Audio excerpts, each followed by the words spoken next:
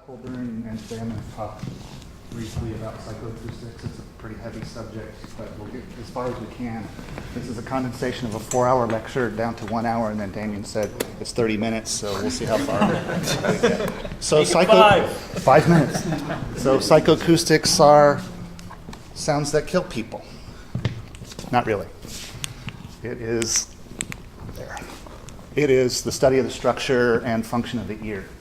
So most of us know how the ear is, how it works, and the different parts of it. And just very briefly, the canal is the fleshy part. You see here, the ear canal is a tube that channels the energy, the sound energy, down to the ear canal, or down the ear canal to the eardrum, and then the eardrum is connected to these bones called ossicles, and those bones are connected to cochlea, which is a fluid-filled spiral thing that has hairs inside of it, and there's a hair bundle, stereocilia, associated with every frequency that we hear. This is stupid. It's a really ridiculous way to be able to hear sound.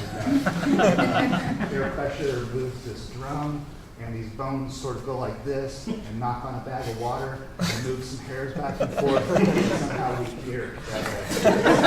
It's really as stupid as analog recording, which is, let's take rust and drag it across a piece of metal because it will sound really, really good. But that's really how it works. The eustachian tube equalizes the pressure on either side. You are aware of your eustachian tube when you eat really hot Thai food because your ears burn because the capsaicins are going through your eustachian tube and up into your ears. But we normally use it to equalize pressure. When you're in an airplane, you're going like that. You're trying to open your eustachian tube to equalize the pressure. And it also drains out things that you don't want in your ear, like bacteria and bugs and stuff like that. The ear is amazing because it's actually kind of the first A to B converter, because once the stereocilia are moving and sending the information out of what frequency you're hearing, it's doing this in a binary fashion through the auditory nerve. So it's kind of like the original converter. So enough about the ear, but the thing that I want you to take away from that is about the cochlea and those hair follicles. How many people have walked down the street and all of a sudden you hear a tone going, everybody should raise their hand. Everybody's heard that at some time. What is that? Tinnitus. What is it? It's your ears yawning. It's your ears yawning. For a long time, science, and I'm talking about the science that we all know and love that changes their mind every single day because they don't know what the fuck they're talking about. They originally thought that that was indicating that you were no longer hearing that particular frequency. So I would walk down the street in Chicago and I would go, here you go, I salute you, sir. I'll never hear you again. And you're like, that's no big deal, because if you can't hear 1K, that's fine, because there's 1001 and 999 that's close to it, and so you can still have a semblance of functional hearing, over time. Because there's 20,000 frequencies that we can hear. So this leads me to look at the frequency response of the ear. This graph here is called the Fletcher-Munson curves, and it shows equal loudness. What equal loudness means is that if I was playing a 1K tone at 50 dB SPL, that I would need to play a 100 hertz tone at 60 dB SPL in order for 100 hertz to sound as loud as 1,000 hertz and vice versa. Okay? For reference, 10 dB means it's twice as loud as it originally was. So a 10 dB boost at 100 means that bass has to be twice as loud as mid-range, or maybe not as loud as this 5K, 3K area right here where we see a little bit of dip. Now, why is that dip there? Does anybody know? That's the size of our ear canal, right? Size of the ear canal. The ear canal is a tube, and so much like a bottle of beer, when you blow across and go, that's the resonant frequency of that bottle, which means that that is the resonant frequency of our ear. Now, we look at the Fletcher-Munson curves and we go, hey, that's how you hear it. That's the frequency response of your ear. And I kept looking at it and going, that doesn't really look like a frequency response graph, because it's generally known that at 85 dB SPL, your ears are as flat as they possibly can be. So when you're analyzing a mix, you listen to it at 85 dB SPL because your ears are not contributing to your perception of sound at that point. But let's look at 85 dBSBL right here.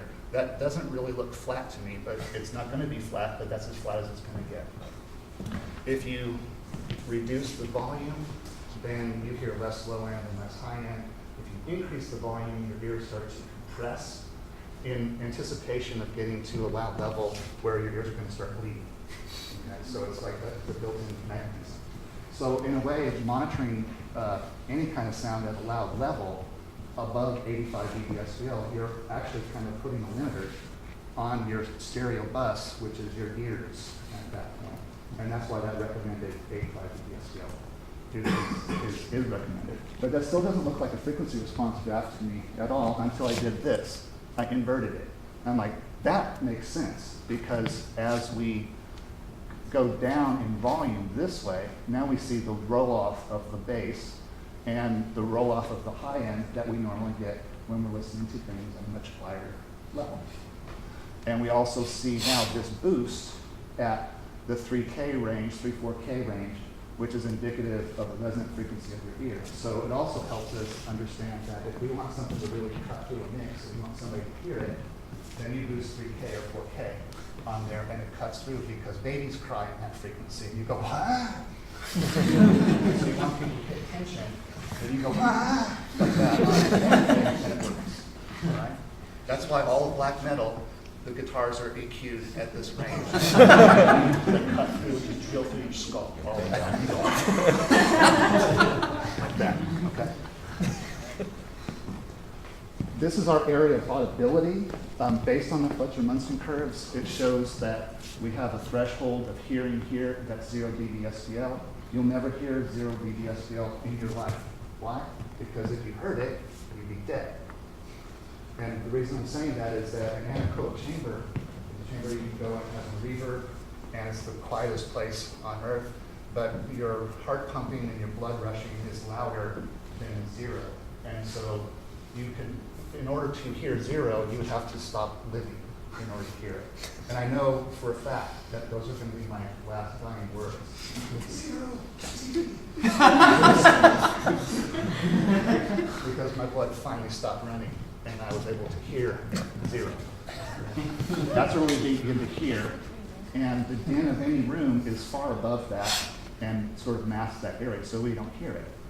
We get up into 120 dBSBL, that's the threshold of feeling, and you can see that it's at 120 for this high-end range, but we can withstand much louder punishment of low end because the threshold is much greater. Now, why do you think that the low end we can withstand much more pressure than we can with the high? Is it the waves don't fit in our ear canal? Right. We don't hear bass, we feel it. Okay. In mixing, if you want to hear and define bass in something, you add high end to it, because that solidifies that that event is happening, because we not only can not hear bass, but we don't know where it's coming from, because bass is omnidirectional. So these speakers up here are making a very directional high end and mid-range thing scope like this, but the bass is coming out even out of the back of it and is going everywhere, and we don't really know where bass is coming from. So something that has mostly bass, it's hard to detect where it's coming from. And if you wanted to do psychoacoustics and really kill people, you should be all low end, because nobody will ever detect where you're coming from. So I was talking about 85 dBSBL for a level at which to listen, and 75 dBSBL or lower for volume mixing. So 85 is for frequency balance, which means that the ear is as flat as it's going to be. So if you want to say, is that enough bass, is that enough treble, is that enough mid-range, you listen to it at 85 dBSBL. When you turn it down, because the low end and the high end rolls off, it actually helps you determine if the balance in your mix is correct or not. And so anytime that I was a music producer for 30 years, so it's like if there was an argument about the bass is too loud, then I would turn it down quiet and I go, is it too loud? Like, oh no, actually the kick drum is too loud, right? Because you can't perceive it at the higher volume. You can define the frequency content, but not the volume content. So if anybody's got an SBL meter on their phone, we can maybe see what 85 dB SPL is for this track. Anybody ready? Baby, can't you see I'm calling? Got you better warning. It's dangerous.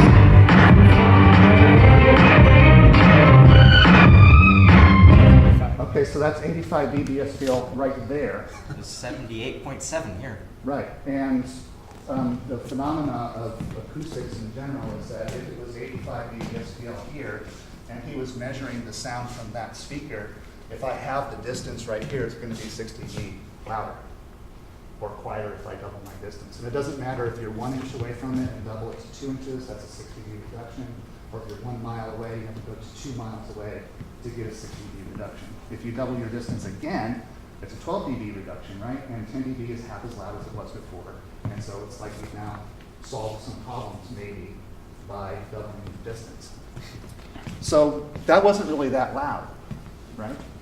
And it was much quieter for the people in the back. You probably are listening to it at 75 dB or 60 or something like that. But that's the loudness test. It's like you want to orient yourself to what that volume is, and you can always hit it with your volume knob when you're listening, because you can identify over time what 85 is, and then you just work down from there.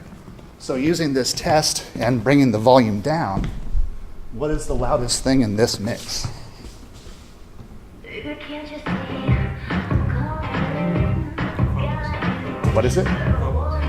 Vocals? It's No, it's dangerous. loud. It sounds pretty loud, right? We wouldn't be able to tell that in when it was up loud, right? If I play it again and I turn it up loud, Baby, can't you see I'm calling? Got you better warning. see how the vocals come up? It's dangerous. Because they're in the range of so it's right?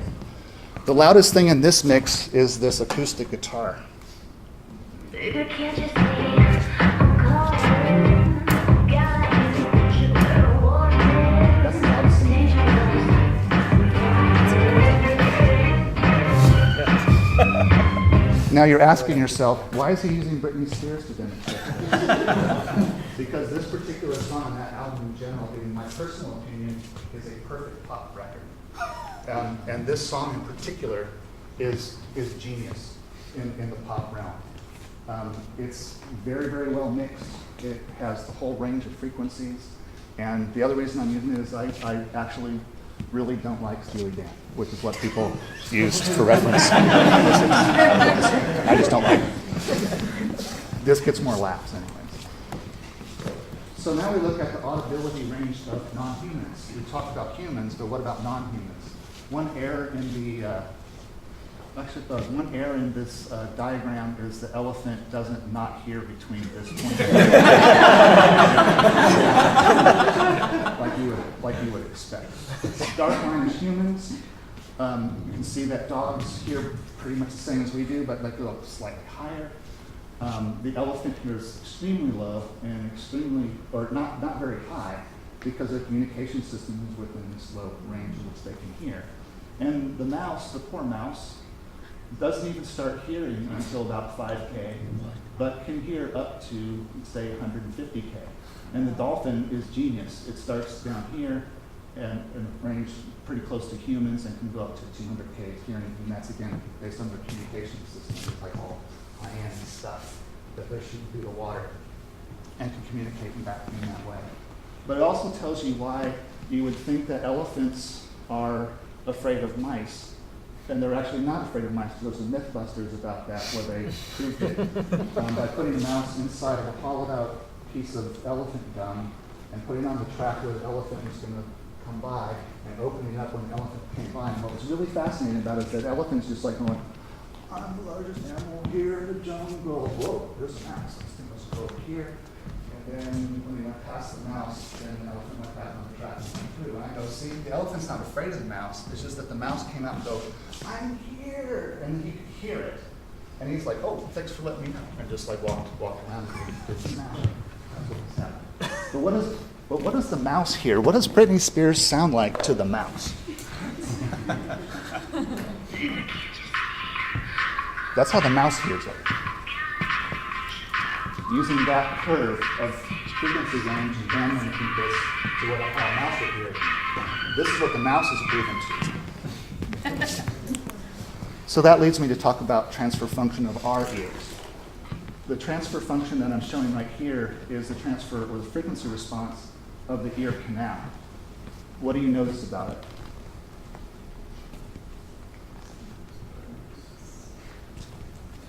Right, we have a little boost at 4K like we expect, and the harmonic of it.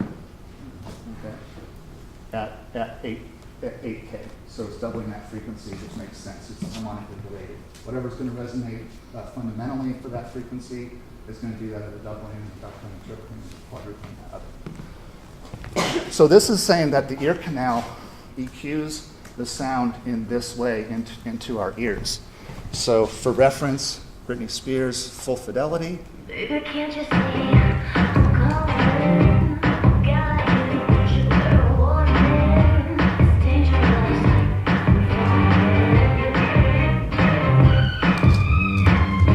And now with this transform function applied, this is how it sounds in your ear canal. Baby, can't you see I'm calling? Got you better warn me. It's dangerous.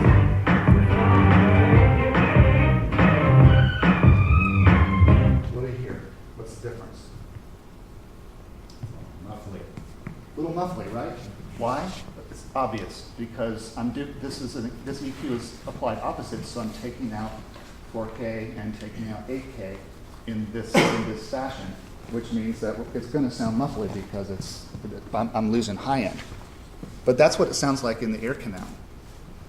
If we go to the opening of the ear right here, we have this transform function. For reference, Britney Spears' Full Fidelity. Baby, can't you see I'm calling? Got you better warn me. It's dangerous.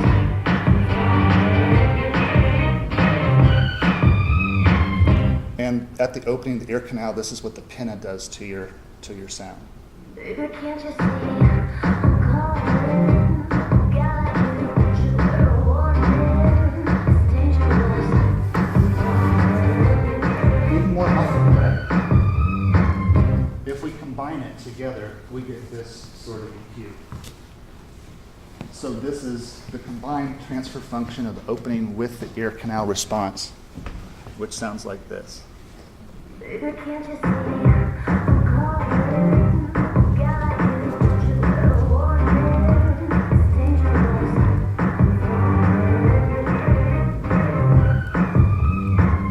Do you know what that means? What you just heard is how our mixes actually sound. An alien comes down here and they have superior hearing. They don't have the, phones knocking on a bag of water and moving hairs around. They have an advanced light pipe connection to the back of their head, which I've been working on in my basement now. Because the speaker is the stupidest part of the signal chain, is that it's the dumbest, least efficient part of our signal chain. And the alien comes down and like listens to it and they go, really? You thought that was a good mix?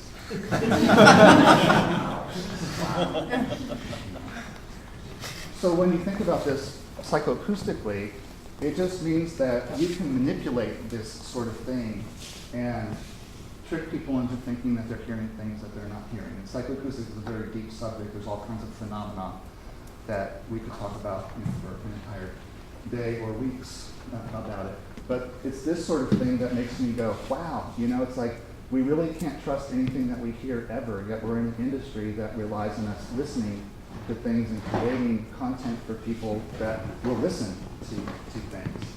But it actually sounds like shit 100% of the time. Localization that most people are very familiar with and is important in game audio for sure is like to try to make realism happen, and especially in VR, this is becoming a really important subject and that people are wanting to talk about is about localization. So let's look at what is localization in its definition. It's due to time differences and differences in intensity. All that means is that if I'm making a sound right here, this sound gets to both ears at exactly the same time and exactly the same intensity, and so I perceive it to be in front of me, right? If I move the sound over here, it arrives at this ear first, and then this ear a little bit later. And since it's traveled a little bit further, it's a little bit quieter, and because it's traveled a little bit further, there's a delay in between the two ears. So that's what science says. Remember science that changes their mind all the time? That doesn't tell me why sound 1 foot away from, or 1 meter, away from my face arrives in both ears at the same time with the same intensity, and I perceive it as being in front.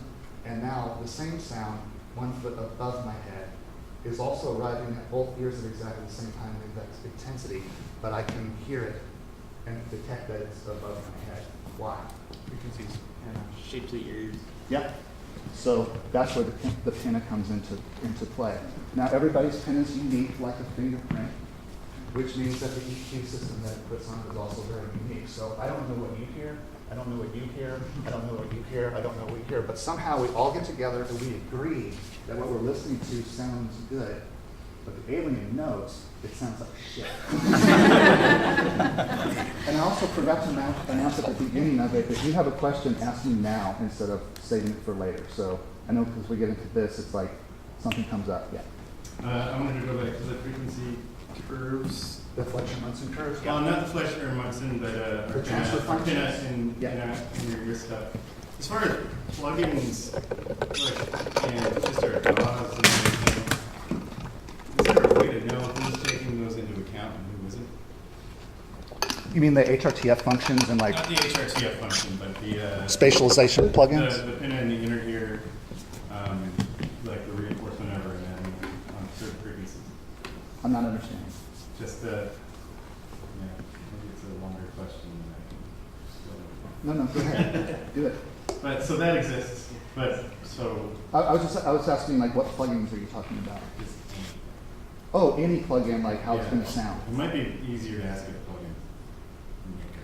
Well, I think what you're asking is, does the BF76 sound like an 1176? Yeah. And the answer is no, Yeah. it doesn't. It emulates what they think by using testing to emulate things, just like we talked about these modulars and, like the ARP modular, or the mode modular that you can buy from Arteria. It sounds amazing. And does it sound exactly like a real ARP or mode? Oh, yeah, No, I knew that. it doesn't. But they're trying to emulate what you hear, but it's like they're doing it with noise and seeing what the frequency response is and how it changes over time.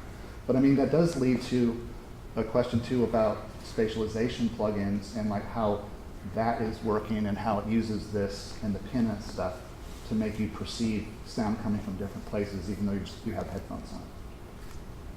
So when I'm listening to a mix with some nice in-ear monitors or something like that, like bypassing this EQ, why do I perceive it to be in a similar, like not drastically changed EQ look when it's actually like bypassing that, right? It's bypassing the pinna, but it's not bypassing the ear canal. Right, but if the pinna had like noticeable differences in how it's shaping sounds that is coming through the air and through that opening. Yeah. And when you're bypassing that, it doesn't. Maybe it does, and I'm just accounting for it. Well, but it does change radically, right? If you listen to something with headphones, it doesn't sound like it does coming out of It speakers. doesn't sound nearly that much though. So is the hardware itself adding it back in? Is it correcting for it? No, I mean, by putting on headphones, what you're doing is you're removing the room from the equation. Like if all rooms, the acoustics of a room affect how we hear. And in fact, if you never check a mix on speakers, you're doing yourself a disservice because not everybody listens to things on headphones, and headphones remove the acoustics out of the equation. For instance, if somebody's saying, oh, right here, this thing seems like it's too loud, it always like comes out and it's like too loud every time I hear it. It's like, is the room doing that? Or is it indeed too loud? And the only way of figuring out what that is by putting on headphones, which removes the room from the equation. And then you go, no, it's actually okay, it's not too loud, my room is doing that. You see Or what I'm you'd be saying? like, is this thing, does it need some more brightness? When, I put in the in-ear monitors. No, it doesn't, it's my pinna that's doing that. So it seems like you're opening a box there. Well, you are, because, I mean, the acoustics class that I teach, I already tell the students at the head of class is that by the end of class, you'll not even want to be in this industry anymore. You can't trust anything you hear because you never know what it sounds like. You'll never know what it sounds like. You just have to make your best judgments based on all the available information that you can get. Mm-hmm. So how would you account for things like elevation changes, you know, based on where your listener is, whether they're in an area that's at a higher elevation, and that changes obviously the density of the air that the waves are traveling through? Mm-hmm. Yeah, because sound travels slower in cold and higher elevations than it does in water or things that have more moisture in air. So how do you account for that? Is that what you're saying? Well, I mean, when we talk about, you know, doing mixes, obviously we're, you know, at least we're in the mindset of making making something that's pleasing to the listener, right? Yeah.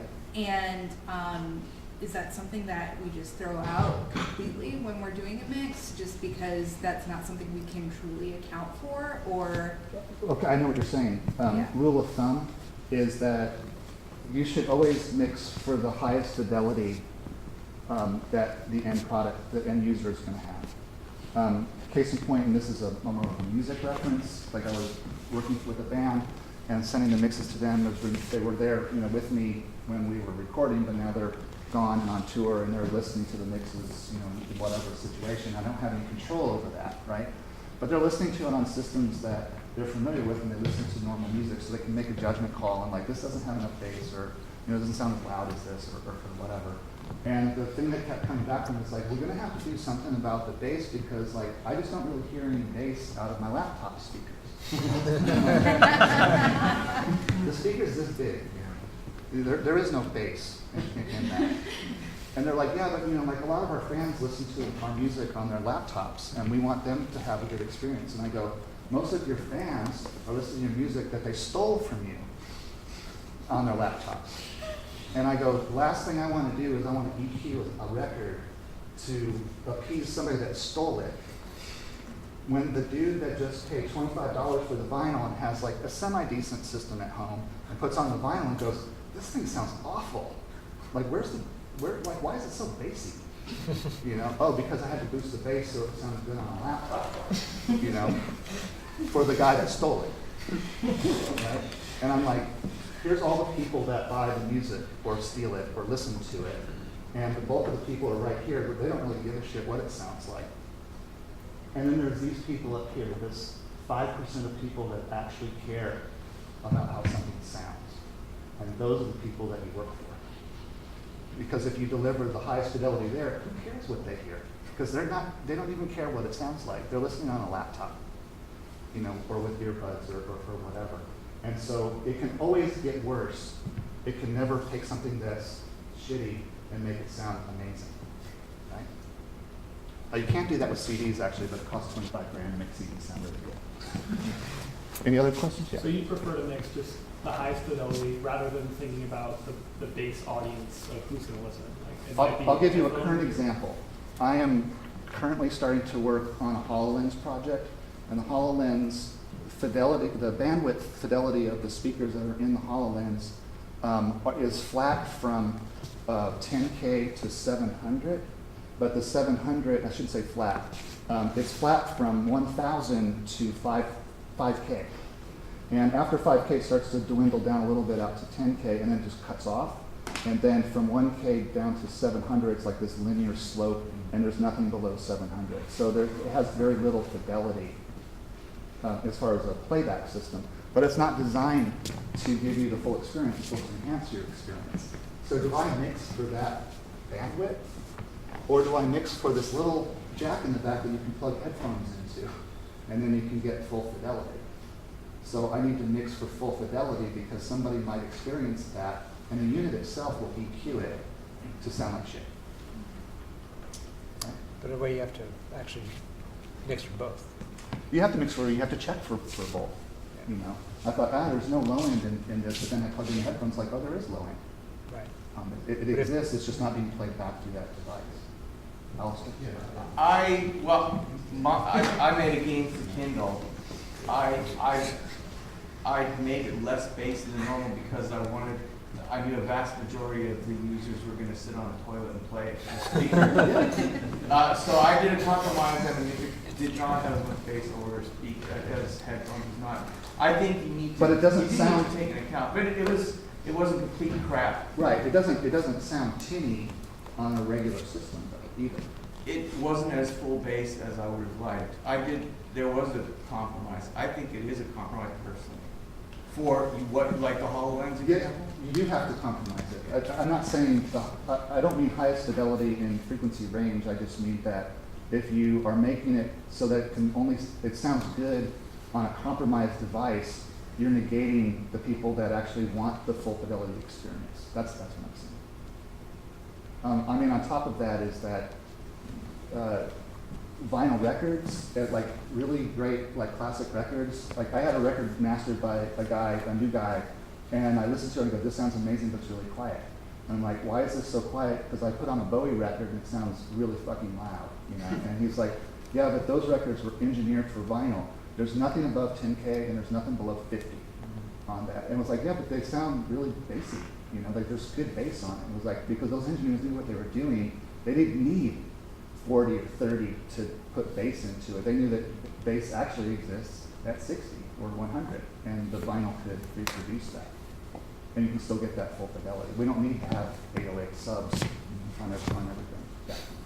Yeah, and with the HoloLens thing too, you can set up a mixed state for the HoloLens versus the headphones. Just like we do in our game, we have headphones versus speakers. We Yeah. do mix accordingly to compensate for that difference, so that you can have a happy medium between both, which is Yeah. important. I guess what I'm saying is that I opt towards the highest fidelity, Yeah. knowing and understanding what the lower fidelity playback is going to do to it and adjust the mix accordingly. But I'm not going to do it the opposite way. To optimize for the low fidelity to go. Yes. So that the I agree. highest That is compromise. just- in certain situations, we have to compensate for both, because for our game, we can't ignore headphones, because that's Right. what That's the what most pro people players listen to. use in their tournaments, and they're gonna complain that they can't Yeah. distinguish stuff, or if you ignore that. But then you'll have somebody that they buy their parents a 5.1 system and they put one speaker in every room of their house. Yeah, that happens. That happens. But yeah. You can't predict that. Yeah, totally. I like to think of it How am I as doing on time? above the test, it's the half Don't know. test. About About 32 minutes. Okay. So I will finish up with this. This won't sound good in here because it's not really an acoustic space. What this is designed for is to tell you what your listening environment has wrong with it. And all it is a synthesized maraca that if we were listening in a perfect space that was acoustically built, this maraca would start in that speaker and go 8 feet in the air directly up. And this is a tape that was made in the late 70s. What they're doing is what we're doing now for VR and the spatialization plugins is mapping the transform functions of the ear and how the pin changes the sound. You can actually hear your own transform function by doing this and moving up and down by your ear, and you'll hear the EQ change. So that's what the pin is doing to this sound, and helps you determine where it is in the space. So I'll play this, and close your eyes and tell me if it goes up 8 feet in the air. I guarantee you that it won't, but let's just try it. Listening environment diagnostic recording. To use this test, please refer to the printed liner notes. Up.